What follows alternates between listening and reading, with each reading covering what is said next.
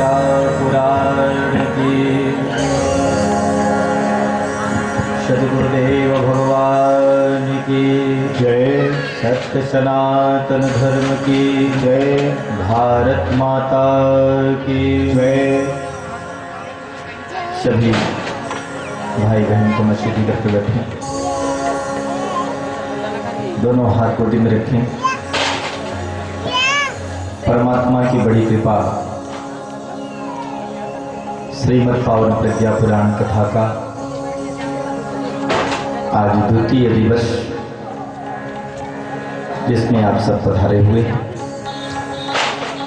सद्बुद्धि का मंत्र गायत्री महामंत्र है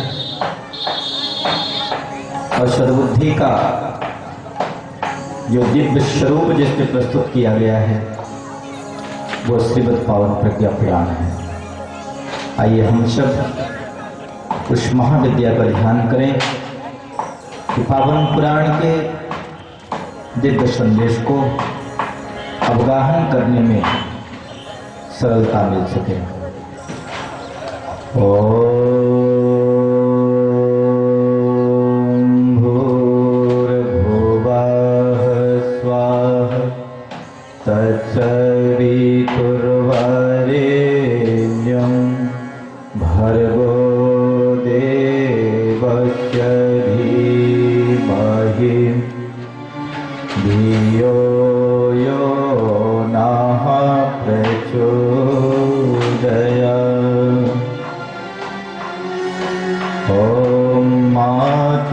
भगवतीं देवीं श्रीरामांच जगद्गुरुः पादपद्मे तयो शित्वा प्रणमामि मुहुर्मुहुः।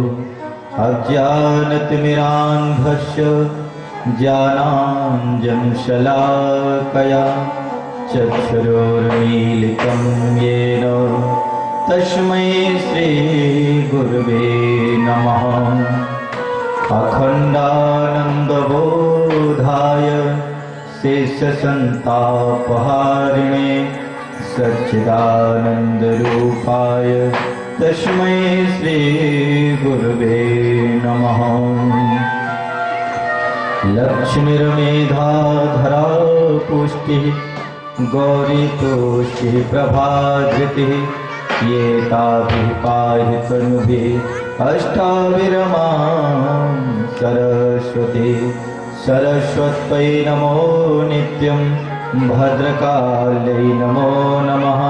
वेद वेदांत वेदांग विद्यास्थानिभ्यै वच नमोस्तुते व्यास विशाल बुद्धे फुल्लारविन्दायतपत्रनेत्रः येन त्वया भारततैलपूर्णः प्रज्वालितो ज्ञानमयः प्रदीपः प्रज्वालितो ज्ञानमयः प्रदीपः। गजाननं भूतगणादिसेवितं कपीथजम्बूफलचारुभक्षणम् उमाशुतं शोकविनाशकारकं नमामि विघ्नेश्वरपादपङ्कजं। नीलाम्बुदकश्यामलकोमलाङ्गं सीतासमारोपितवामभागं प्राणो महाशाकचारुचापं नमामि रामं रघुवंशनाथं।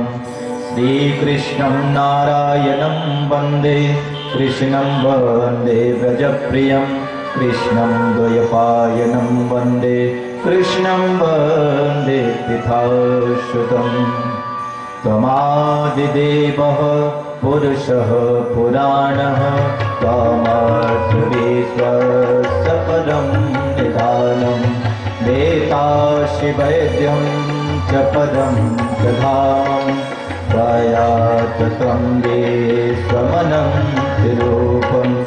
भवानी शंकरो वन्दे श्रद्धा विश्वासरूपिणो याभ्यां विना न पश्यन्ति सिद्ध्यः स्वात्वाय मुक्तिप्रदाय नमो ब्रह्मणे व्यापिने स्वाश्वताय।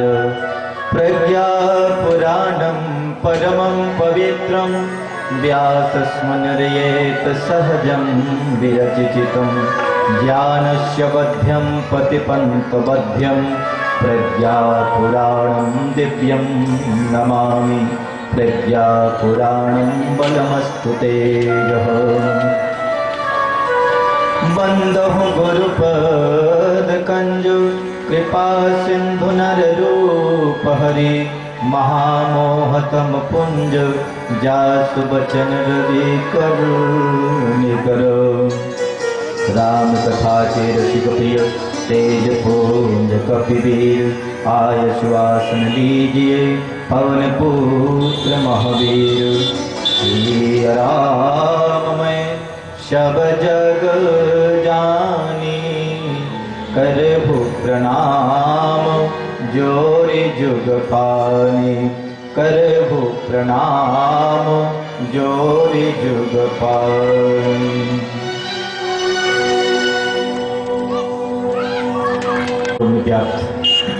आराध्य सत्ता गुरु सत्ता परम पूज्य गुरुदेव प्रभु माता जी माँ गायत्री की अद्भुत उपस्थिति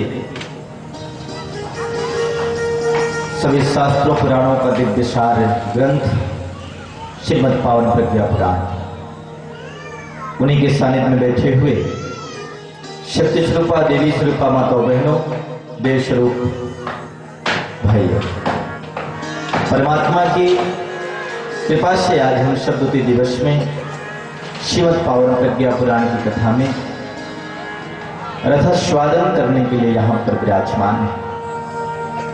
भाई बहनों, कल आप लोगों ने देवर्षि नारद और भगवान विष्णु के संवाद को श्रवण किया।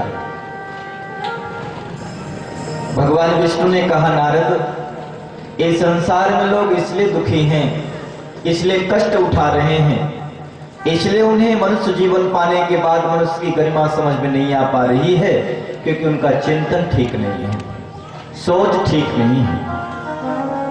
अगर चिंतन ठीक हो जाए, सोच ठीक हो जाए, तरीका ठीक हो जाए, बात समझ में आ जाए कि आखिर हम करने क्या आए हैं, तो फिर वो भूल न करे। अचित्त चिंतना जाता, जो चिंतन नहीं करना चाहिए उस चिंतन की ओर जा रहा है, जो व्यवहार नहीं करना चाहिए उधर जा रहा है। भगवान ने कहा, इस बार जो मेरा अवतार होने जा रहा है वो प्रज्ञा अवतार के रूप में है और मेरे साथ गायत्री महाविद्या का अवतरण होने जा रहा है। भाइयों बहनों, उसी महाविद्या का अवतरण हुआ है, वही प्रज्ञा अवतार जो सामने आपको दिखाई दे रहे हैं। वेद मूर्ति तपोनिष्ठ पंडित श्री राम शर्मा आचार्य जी हैं, जो सारे संसार में सद्बुद्धि के विकास के लिए 3200 पुस्तकों का लेखन किया है। ऐसा कोई विषय नहीं है जिस पर पूज्यवर गुरुदेव ने न लिखा हो। आइए कुछ भगवान विष्णु नारद जी से कहते हैं, नारद, इस युग में एक पुराण की आवश्यकता है, क्योंकि जब जब मेरा अवतार हुआ है मेरे विचारों को पहुंचाने के लिए किसी न किसी ग्रंथ और पुराण की रचना की गई है। भगवान वामन के आदर्श को पहुंचाने के लिए वामन पुराण लिखा गया। मत्स्यावतार की चेतना को जन जन में पहुंचाने के लिए मत्स्य पुराण लिखा गया। धृतराष्ट्र के मोह को समाप्त करने के लिए महाभारत लिखा गया। राम के आदर्श को पहुंचाने के लिए रामचरितमानस की रचना की गई। भगवान श्री कृष्ण के आदर्श को जन जन में समाभूत करने के लिए श्रीमद्भागवत महापुराण लिखा गया। वैसे ही इस युग में जो लोगों का विचार दूषित है, चिंतन दूषित है, एक पुराण की आवश्यकता है। वह पुराण प्रज्ञा पुराण होगा। जिसके विचार दूषित हो रहे हैं, चिंतन विकृत हो रहा है, वह अपना मार्ग भटक रहा है, उसे सही रास्ता दिखाने के लिए एक पुराण की आवश्यकता है, वह है प्रज्ञा पुराण। आइए हे नारद, हम आपको वहां ले चलते हैं जहां ये पुराण की कथा चल रही है। यह कथा हिमालय की तराई में, चारों तरफ से बर्फ का पहाड़ है, बीच में सुंदर वट वृक्ष है उस वृक्ष के नीचे सुंदर चबूतरा बना हुआ है। उस चबूतरे पर महाप्राज्ञ पिपलाद ऋषि शोभामान हो रहे हैं और सारे ऋषि वहां उपस्थित हैं। ये सुंदर सत्र वहां पर चल रहा है। आइए उस सत्र में आपको ले चलते हैं और आपको भी पावन पुराण को हृदयंगम कराते हैं कि आप प्रज्ञा पुराण को श्रवण करें और जन जन में लोगों के अंदर जागृति फैलाएं। आइए हम उस हिमालय की तराई में पहुंचे, कथा को श्रवण करने के लिए तैयार हो। आइए उस महाविद्या को हम सब याद करें कि हमारे अंदर ज्ञान का जागरण पैदा करें, जिससे हम श्रवण करने में सामर्थ्यवान बन सकें।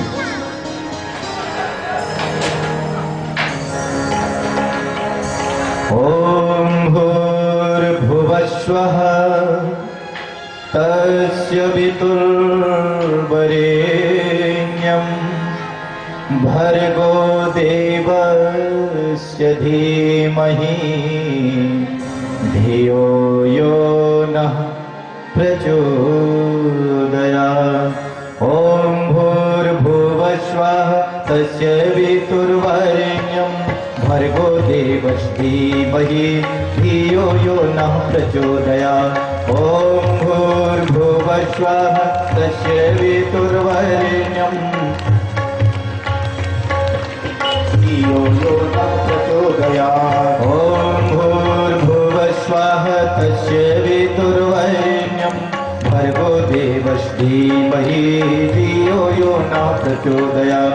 ओम भूर्भुवस्वः तस्य वितुर्वरेण्यं भर्गो देवस्य धीमहि धियो यो नः प्रचोदयात्। ओम भूर्भुवस्वः तस्य वितुर्वरेण्यं भर्गो देवस्य धीमहि धियो यो नः प्रचोदयात्।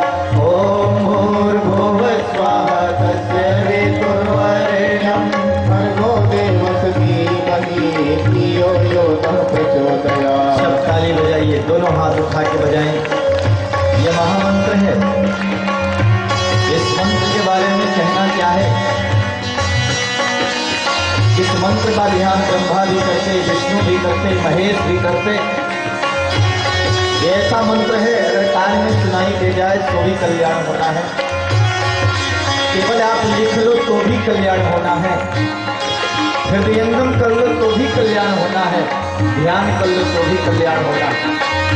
ताली बजाओ दोनों। भूर्भुवस्वः तस्य वितुर्वरेण्यं भर्गो देवस्य धीमहि धियो यो नः प्रचोदयात्। ओम भूर्भुवस्वः तस्य वितुर्वरेण्यं भर्गो देवस्य धीमहि धियो यो नः प्रचोदयात्। ओम भूर्भुवस्वः तस्य वितुर्वरेण्यं भर्गो देवस्य धीमहि धियो यो नः प्रचोदयात्। ओम भूर्भुवस्वः तस्य वितुर्वरेण्यं भर्गो देवस्य धीमहि धियो यो नः प्रचोदयात्। ओम भूर्भुवस्वः तस्य वितुर्वरेण्यं भर्गो देवस्य धीमहि धियो यो नः प्रचोदयात्। महामंत्र कितने जग माही, महामंत्र कितने जग माही, को गायत्री सम नाही, को गायत्री सम नाही। ओम भूर्भुवस्वः तस्य वितुर्वरेण्यं भर्गो देवस्य धीमहि धियो यो नः प्रचोदयात्। ओम भूर्भुवस्वः तस्य वितुर्वरेण्यं भर्गो देवस्य धीमहि धियो यो नः प्रचोदयात्। ओम भूर्भुवस्वः तस्य वितुर्वरेण्यं भर्गो देवस्य धीमहि धियो यो नः प्रचोदयात्। महाकाली माता की जय हो, गायत्री मैया की जय हो, पूज्य गुरुदेव की जय हो। तत्व जिज्ञासवो ब्रह्म विद्यायाः संगताः समे तत्वचर्यतानां तो प्रश्नः एक उपस्थितः। महत्वपूर्ण स प्रश्नः सर्वेषां मन आहरतो पिपलादं प्रपच्छातो महाप्राज्यमनीश्वरम् अष्टावक्रो ब्रह्मजानी लोक कल्याण हेतुवे। भाई बहनों, हम तमाम कथाएं पढ़ते हैं, भागवत की कथा। ये पिपलाद ऋषि कौन है? जिनने जीवन पर्यंत पीपल का ही सेवन किया है, बाकी कुछ सेवन किया ही नहीं। ऐसे ऋषि पिपलाद हैं जिनका जीवन कहते, जिन्हें महाप्राज्य कहा जाता है, जो महाविद्या के ज्ञानकार हैं, अधिष्ठाता हैं, जनक हैं। कहना क्या इनके बारे में? ऐसे महाज्ञानी भागवत में जैसे सुखदेव जी भगवान का प्रस्फुरण होता है और सारी बात बताते हैं।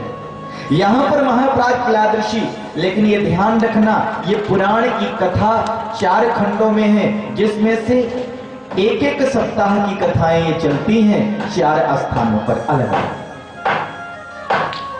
और अलग अलग स्थानों पर चलती तो अलग अलग व्यास होते हैं। जो सत्र में आप सम्मिलित होने जा रहे हैं, प्रथम सत्र जिसमें व्यास पीठ पर सुशोभित हैं महाज्ञानी, महावेत्ता, तत्वदर्शी, त्रिकालदर्शी महाप्राज्य पिपलाद ऋषि हैं। और आज जो प्रश्न करने के लिए अग्रिम पंक्ति में विराजमान हैं, प्रश्न कोई भी कर सकता है, लेकिन ध्यान रखिए, आज जो प्रश्न करने वाले हों अष्टावक्र जी हैं, कल हो सकता है कोई और हो जाए, सिंह ऋषि आ जाएंगे, श्वेतकेतु जी आ जाएंगे। सारे ऋषि कर रहे हैं, सामान्य व्यक्ति प्रश्न नहीं कर रहा है। इसीलिए इस प्रकरण का नाम है जिज्ञासा प्रकरण। आपकी क्या जिज्ञासा है, उसका समाधान है।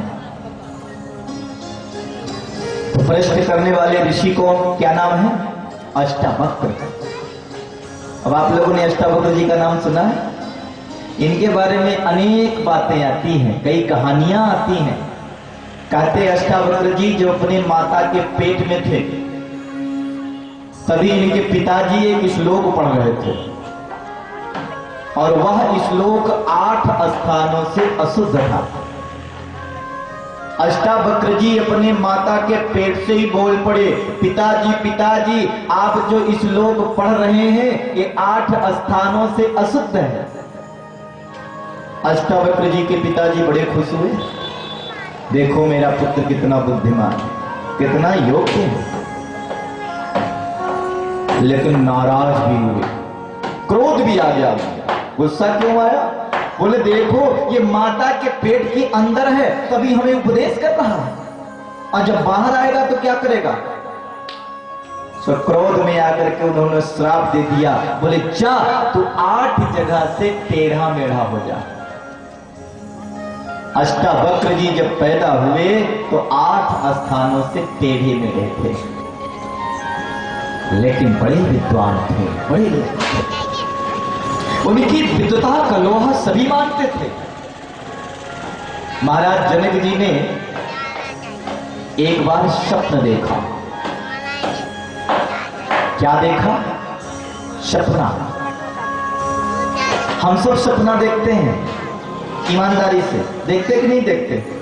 कभी हवाई जहाज में उड़ रहे थे, तो कभी नदी में तैर रहे थे, तो कहीं राजा बन गए थे, तो कहीं सब लूट रहा था, कहीं कोई मार रहा है, तो सोते सोते ही पैर पटकते हैं, कुछ कुछ बोलते लग जाते हैं, सपना देखते हैं। महाराज जनक ने भी सपना देखा, मैं भिखारी हो गया, भिक्षा मांग रहा। किसी ने खाने के लिए थोड़ी सी खिचड़ी दी, खाने वाले थे, इतने में एक बिल्ली ने छलांग लगाई तो उनके हाथ से खिचड़ी की कटोरी नीचे गिर गई। एक कुत्ता आया, खिचड़ी खा गया। महाराज जनक जी की नींद खुल गई। जब सुबह हुई तो महाराज जनक एक ही प्रश्न करते हैं, क्या यह सच है, वह सच है? क्या मतलब? ये सत्य है कि मैं राजा हूं, कि ये सत्य है कि मैं भिखारी हूं?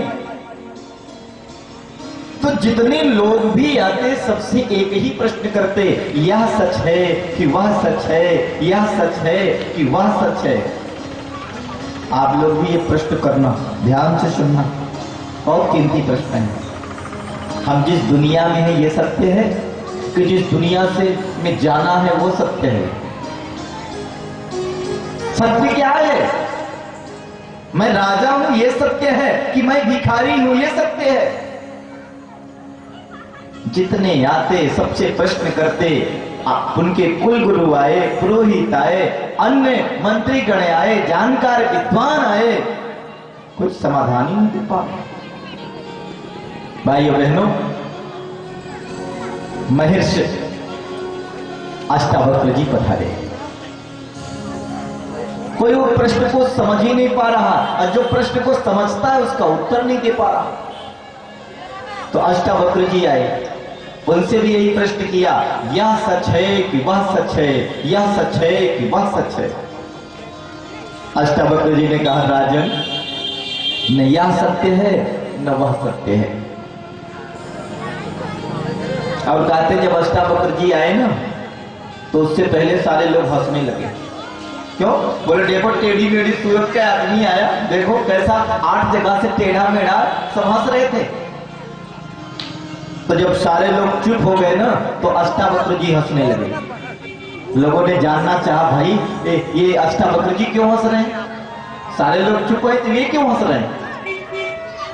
अष्टावक्र जी से पूछा, अरे ऋषिवर आप क्यों हंस रहे हैं? अष्टावक्र जी ने कहा, यही तो मैं जानना चाहता हूं कि आप लोग क्यों हंस रहे थे। लोगों ने कहा, आपकी सूरत देख करके लोग हंस रहे थे। अष्टावक्र जी ने कहा, मैं इसलिए हंस रहा हूं कि महाराज जनक की सभा में सब मूर्ख बैठे हैं, जिन्हें केवल चमड़ी दिखाई देती है, वास्तविकता नहीं दिखता, इसलिए मैं हंस रहा हूं। बड़े विद्वान, बड़े योग्य अष्टावक्र जी हैं, जिनके बारे में कहने क्या है? प्रश्न किया महाराज जनक ने। अष्टावक्र जी ने कहा, राजन, न यह सत्य है और न वह सत्य है, न यह सच है न वो सच है। सच तो केवल पूर्ण ब्रह्म परमात्मा है, बाकी कुछ भी सत्य नहीं है। जनक जी ने अष्टावक्र जी को अपना गुरु बना लिया। जो साथ में बैठे हुए पुरोहित थे, ऋषि थे, मुनिगण थे, उन्होंने कहा, क्या बात कर रहे हैं, जरा हमें भी तो बताइए, आपने गुरु बना लिया, क्या सत्य है क्या नहीं, मुझे कैसे मालूम हो? अष्टावक्र जी ने कहा, जनक जी ने जो सपना देखा है कि ये भिखारी हैं, ये सत्य नहीं है। क्योंकि जनक जी भिखारी नहीं है, सपना था। इस समय जनक जी जो महाराज जनक कहे जाते हैं, यह भी सत्य नहीं है, क्योंकि इसका भी तो एक दिन अंत हो जाएगा। इनके पहले कोई राजा थे, इनके बाद कोई राजा होंगे, यह भी सत्य नहीं है, इसलिए यह भी सपना है। सच तो केवल पूर्ण ब्रह्म है, क्योंकि ब्रह्म पहले भी था, जिसका आदि भी है, जिसका कभी अंत नहीं होता, जो मध्य, आदि अंत मध्य सभी में विद्यमान। श्रीमद् भागवत के पहला श्लोक आता है, जिसमें व्यास जी ने प्रार्थना किया पहले श्लोक में, विशेषता बताई, बोले भगवान कैसा होता? सच्चिदानंद रूपाय विश्वोत्पत्त्यादहे तवे तापत्रय विनाशाय श्री कृष्णाय वयं नमः। बोले परमात्मा कैसा है? सत्य, चित्त और आनंद। कैसा सत्य? ऐसा सत्य जो कभी समाप्त नहीं होता। कैसा सत्य? जिस सत्य का कभी विनाश नहीं होता। ऐसा सत्य जो पहले भी था, जो मध्य में भी है और जो अंत में भी है, वह सत्य। वो कौन है? बोले परमात्मा। परमात्मा सत्य है। फिर परमात्मा क्या है? बोले परमात्मा चित्त। चित्त माने होता है प्रकाश। कैसा प्रकाश? जिस प्रकाश से चंद्रमा भी प्रकाशित होता है, जिस प्रकाश से सूर्य भी प्रकाशित होता है, जिस प्रकाश से ये तारे भी टिमटिमाते हैं, जिस प्रकाश से सारे संसार में प्रकाश होता है, ऐसा चित्त अर्थात परमात्मा प्रकाश है, जिसका कभी क्षरण ही नहीं होता, जिसका कभी अंत ही नहीं होता, जो कभी समाप्त ही नहीं होता, जो पावर हाउस का भी पावर हाउस है। फिर परमात्मा है आनंद। आनंद कौन है? बड़ा सुंदर वर्णन आता है। जरा बताइए, आनंद का उल्टा कभी आपने सुना है? एक सज्जन ने कहा सुना है जी। बोले क्या? बोले निरानंद। अरे बोले तुम आनंद तो वैसे ही को वैसा है, चाहे उसमें निरा लगा दो, चाहे ब्रह्मा लगा दो, चाहे परमा लगा दो, परमानंद, ब्रह्मानंद, रामानंद, लेकिन आनंद तो नहीं हुआ है। तभी उल्टा होता है। परमात्मा आनंद है। कौन सा आनंद? लोग एसी के कमरे में सोते हैं, सुंदर सुंदर पकवान खाते हैं, कहते ओ आनंद आ गया। ये आनंद आपके लिए भौतिक सुख सुविधाएं आपको प्राप्त हुई, आपको सुख मिला, ये हो सकता है, लेकिन आनंद नहीं मिला। आनंद तो वह होता है जिसका कभी लय ही नहीं होता, जिसका कभी क्षरण ही नहीं होता, जो कभी समाप्त ही नहीं होता है। इसी तो भगवान के लिए कहते हैं क्या? Show show